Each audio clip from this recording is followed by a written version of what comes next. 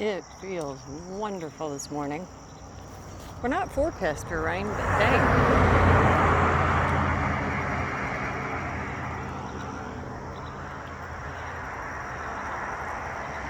Then I woke up once in the night, heard a car drive by, and thought the road sounded wet. And so I asked the two what the weather was for today, and they said cloudy and like high of 70 something. Yay. But anyway, but no rain. And neither of them said it was raining. But evidently it was. Because when we got up, I guess 2 or 3 hours later, the world was wet. Come on.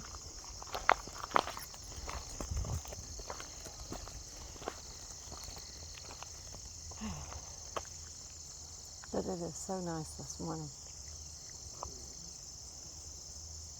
Okay, come on, Bravo. Let's go. Let's go.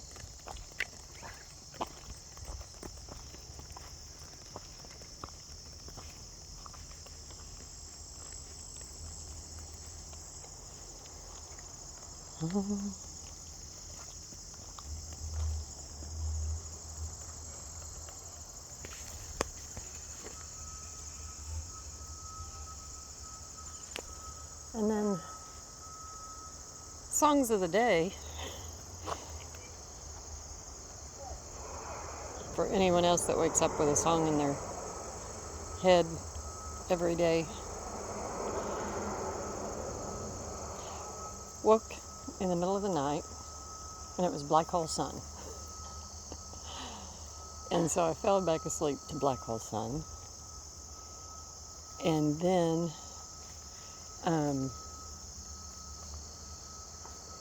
got up, ended up sleeping until like 5:30. You almost ate that Granddaddy long legs there, buddy. He's running for his life. There he is. But anyway, and then it was, oh dang.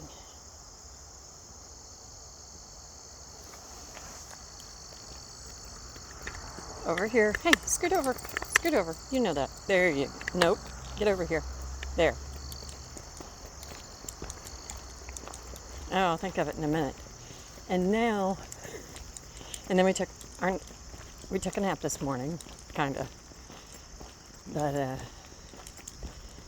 anyway, and now the song playing is, oh dang. I can feel it.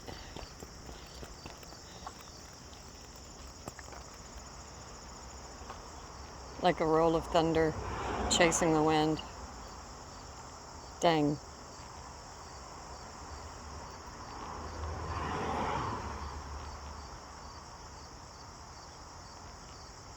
Anyway, it's playing in my head. But anyway, so 3 different times within the last 12 hours that I've awakened in 3 different songs. And I don't know if that's normal for me or not. I don't. But the thing is, all 3 of them are songs that I was listening to. Come on now, scoot down a little bit, get away from the door. Was listening to, dancing to the other day in the shop, all on the same day. So that's interesting. For ages, I thought everybody woke up with a song in their head, but turns out that's not the case, and I've only met one other person who said they do.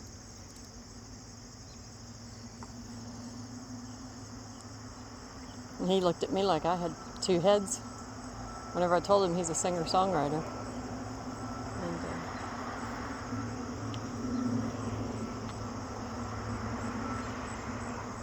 no, it can even be like a commercial jingle, which some of those are awful.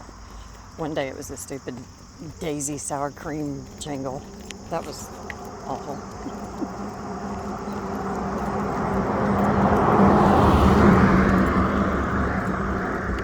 Scoot over now. It's just a little bit wet. There's not even anything on the road. There you go.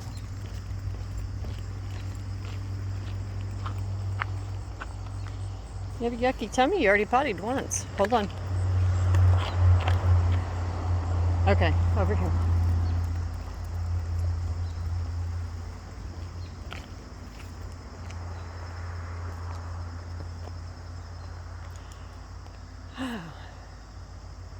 So I spent more time yesterday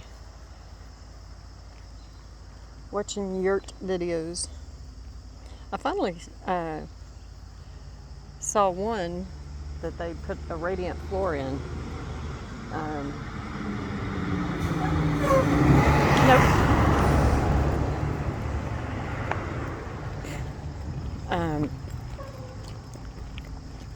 Which, come on. Since you're putting in, so much subfloor for the most part. I mean, you don't have to, but most people do for the insulation factor. It just makes sense to me. And I guess, okay, come on. I guess because of my, I guess the YouTube algorithm tossed up earth ships this morning, which I'd watched some of those before.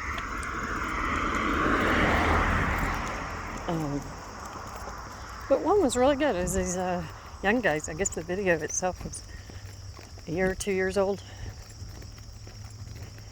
I'm gonna have to look up the documentary of the guy down in New Mexico. Excuse me.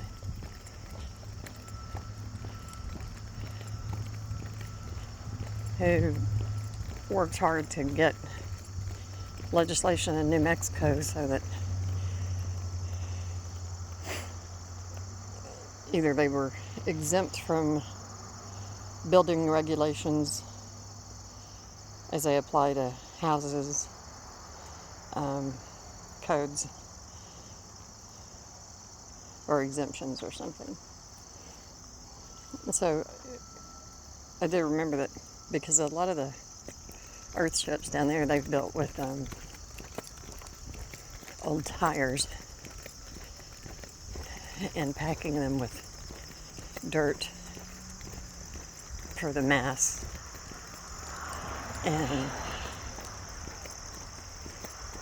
But anyway, he said that they have to get permits as a dump, as a garbage dump.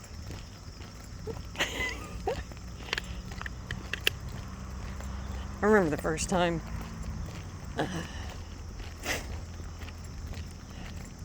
what did we do? We knocked out a wall,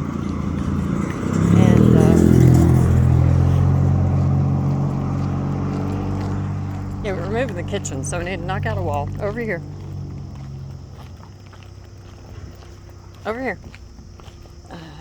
Knock out one wall, 2 walls. Yeah, 2 walls. Turned the original kitchen into our closet, and then moved the kitchen into what was a back room that had been added onto the house probably 40 years ago. But anyway, and that became the kitchen. Okay. Anyway, that was my first experience with the whole idea of getting a permit to do something inside your own damn house. That's crazy. Getting somebody else's permission. It's crazy. And it's been going on, I guess, forever, and everybody seems to be all right with it, and it's crazy.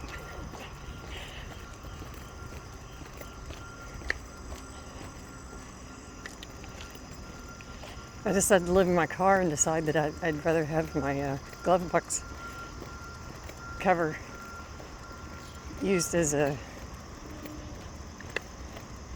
sun visor. Somebody had come up with a reason to create a damn permit need for it. It's stupid. It's crazy. And we keep on going along with it.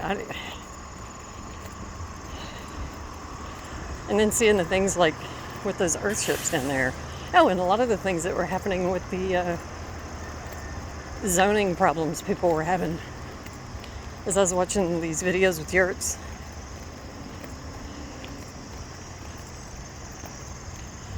if a town wants to have a code, and they, everybody in the community agrees on, no signs higher than however many feet, to keep the overall look and feel of the community. Get that? Totally get it. A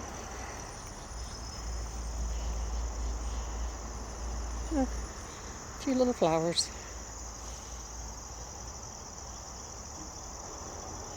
But having to pay your community for a permit for making a change inside your own home, nope, don't get that. No. But anyway, the people with their composting toilets. Hold on, over here. Come on.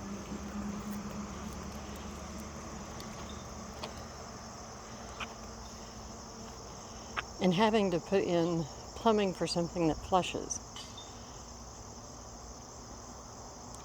Well, I mean, it's just another case of, okay, I have to listen to you because you are in this position and this is what the book says. It's where that great big old word, well, that's policy. Policy. The little bitty word created instead of the phrase, we don't want you thinking for your own damn self. That's too long. So instead we'll call it policy.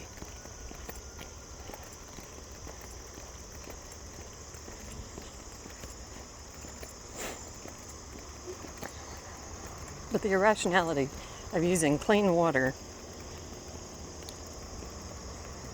drinkable water, to remove liquid waste. Come on. You got fascinated by a car. I mean, shouldn't be in charge of the Lego pile. You can't figure out that one kind of water can go the same way as another kind of water. Solid waste? Yeah, great. Get some sawdust.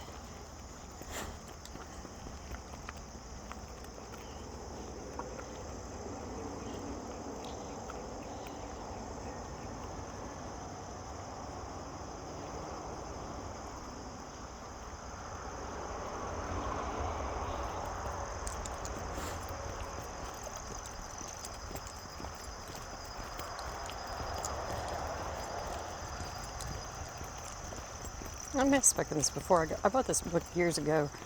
Come on. That it's since gone the way. Come on. Let's go. Gone the way of the dodo. I think it was lost in the flood. But anyway. And it was called the Humanure book. Got it off Amazon. It's just a little thin book, but it was human composting. But the thing that's so funny about it, I mean, I don't even remember how much, hardly anything from the book itself, because I was already composting all my scraps and everything from my kitchen, and built some fancy bins for composting. And the best thing I ever did for composting was use a tall kitchen trash can, little flip-top jobbers, on my back porch. Come on. Right off my kitchen. Dumped everything straight in there. And cut a slit, a little trap door kind of thing, in the bottom front of it. And then kept a bungee cord around it. And to keep it closed. And within just a few months, stuff in the bottom was ready to go in the garden. But anyway, and acting as though human waste, because I had a friend who brought me horse manure, which whenever I got it, it was hot. I had to let it sit for a year. Come on now, there you go. And scoot over. And I got some rabbit droppings from another friend that was old, and that was great. But anyway, So if there's anything unique about human poo, it's that it is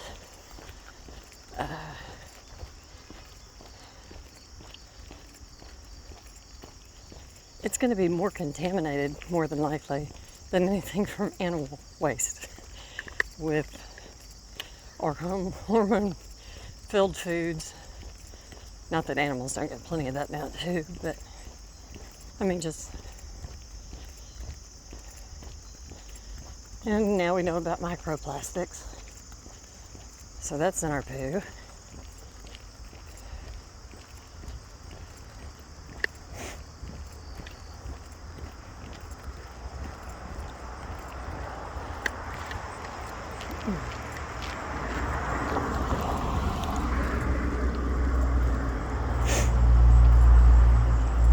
Sniffle, sniffle.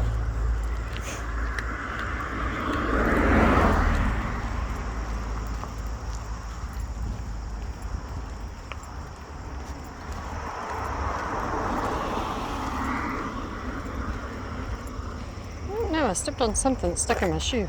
There we go, it was a little bitty rock.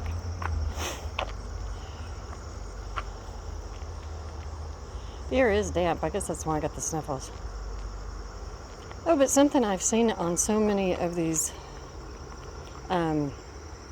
wood-burning stoves that a lot of people have in their yurts and in other places. They're very common here. But anyway, are these little heat-propelled fans that just sit on top of the heat source? Well, those are just cool as can be. I had never seen them before.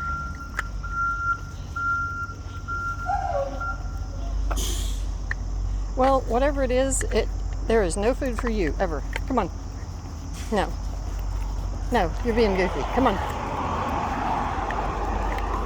No, the nose has you. Yes. You're under the power of the nose. You lose your mind. Come on.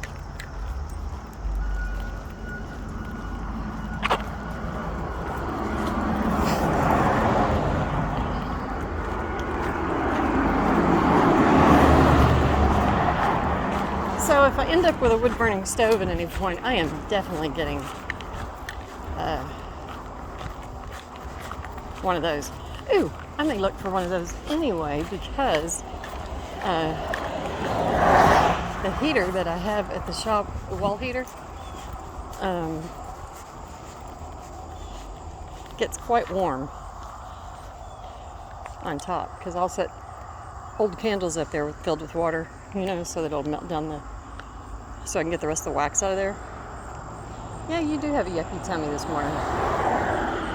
And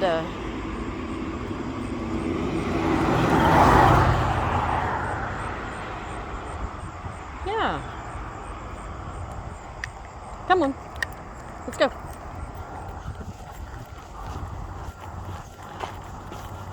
Because it's sometimes a challenge is running a little fan to keep the heat moving from that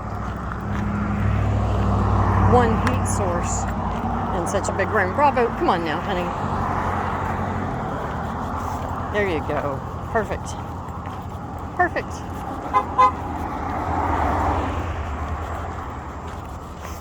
Yeah, we haven't seen her all week.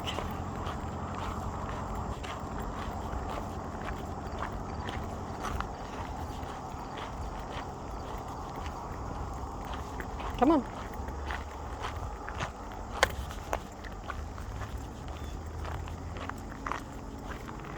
There you go.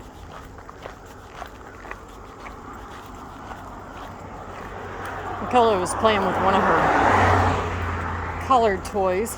There's a smudge cat. And whenever she plays with toys, she makes the cutest treble kind of noise. It's so sweet. Bravo, you have a smile? Nope. You ignoring me? Yeah? Okay.